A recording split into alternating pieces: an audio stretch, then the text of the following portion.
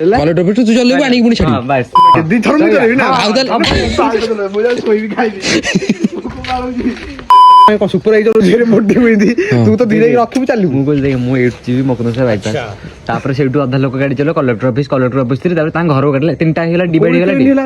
ଯାହେଲେ ତ ତୁ ବି ନା ଯିଏ ମଝି ବାଲା ତୁ ନା ତୁ ଏଇଠୁ ଚଲେଇବୁ ଡାଇରେକ୍ଟ ପୁରା ପିଏନ କଲେଜ ନହେଲେ ହାଇ ପୁରା ବ୍ରିଜ ଉପରେ ଟୋଟାଲ ନେଇକି ତୁ କଲେକ୍ଟର ଅଫିସ ଗାଡ଼ି ଲଗା। ହଁ ସେଇ କଥା କହୁଛି କଲେକ୍ଟର ଅଫିସ ଚଲେଇବୁ ବାଜିପୁର ଯୋଉ ନନ୍ଦପୁର ଯୋଉଟା ଆମର ଲାଷ୍ଟ ସେଇଟା ଏଣ୍ଟର ତୋର ସେଇ ଯାଏ ସେଇଠୁ ମୁଁ ଚଲେଇବି ସେଇଟା ଅଧିକ ଥଣ୍ଡା ଜାଗା ତାଙ୍କ ଘରଠୁ ସେଇ ଜାଗା ଅନ୍ଧ ଥଣ୍ଡା ଜାଗା ସେଇଠୁ ମୁଁ ଚଲେଇବି ତାଙ୍କ ଗାଁ। ନାଇଁ ଏତେ ସାକ୍ରିଫାଇଜ କରନା ମୁଁ ସେଇଠୁ ଚଲେଇବି। ହଉ ତାହେଲେ ଥଣ୍ଡା ଜାଗା ଚଲା ମୁଁ ଡାଇରେକ୍ଟ କହୁଛି ଆସିଲା ବେଳେ ମୁଁ ଆଣିବି।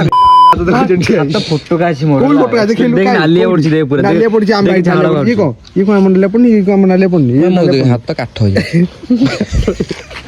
ମଜା କରିନେଲା ସିରିୟସ୍ ବାବୁ ଗାଡି ମୁଁ କହୁଛି ମୁଁ ପିଏନ କଲେଜ ନାଇଁ ଫାଷ୍ଟ ଯୋଉଟା ହେଲା ପିଏନ କଲେଜ ହାଇୱେ ଉପରକୁ ସେଇ ସାଇଡ ରେ କିନା ଛାଡିବି ହାଇୱେ ଉପରେ ଗରମ ଲାଗୁଛି ତଳେ ଗଲେ ଶୀତ ଲାଗିବ ହାଇୱେ ଉପରେ ଗଲେ ଥଣ୍ଡା ଲାଗୁଛି ଏଇ ତଳେ ନା କୋଉ ପଡିଛି ଏଇନା ଉପରେ ଚଢିଯିବ ଥଣ୍ଡା ଲାଗୁନି ଏଇନା ମୁଁ ଚଲେଇବି ଟୋଟାଲି ପିଏନ କଲେଜ ଯୋଉ ହାଇୱେ ଉପରୁ ଯାକୁ ରାସ୍ତା ନା ନା ପିଏନ କଲେଜ ସାମ୍ନା ସାମ୍ନି ଏଣ୍ଟର ଏଣ୍ଟର ଇଏ ତାପରେ ଚଲେଇବ କଲେକ୍ଟର ଅଫିସ ଯାଏ କଲେକ୍ଟର ଅଫିସ ତୁ ଚଲେଇବୁ ଆଣିକି ପୁଣି ଛାଡ଼ିବୁ। ବାସ୍ ଦିଥର ମୁଁ ଚଲେଇବି ନା ଆଉ ତାହେଲେ ଶୋଇବି ଖାଇବି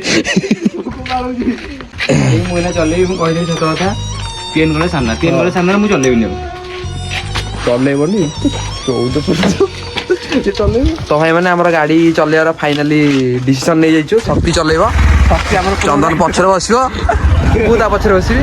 ତ ଏବେ ଆମେ ଯାଉଛୁ ଭୋଜି ଖାଇବାକୁ। A few moments later. PN college ତ ପାଇଗଲା ଭାଇ ତୁ ହିଁ ଚଲେଇବୁ ଗାଡି।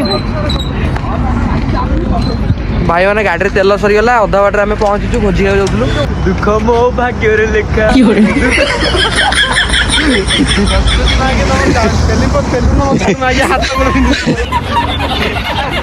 କମେଣ୍ଟରେ ସ୍କାନର ଦିଆଯାଇଛି ପେ କରିଦିଅନ୍ତୁ।